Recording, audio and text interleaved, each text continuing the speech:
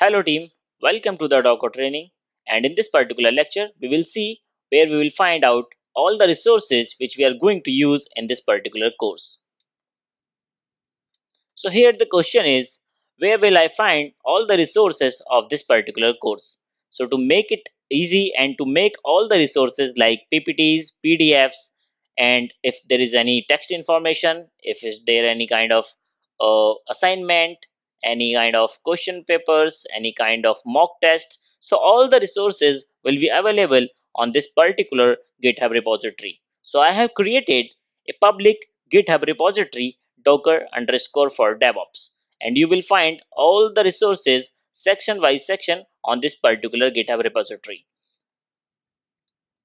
So let's understand the structure of this particular repo for the future use.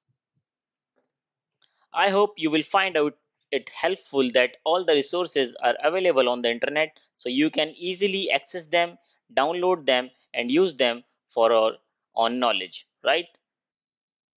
So the complete resource link will be available in the next lecture. You can click that link and you can use them. Thank you. Thanks for your time.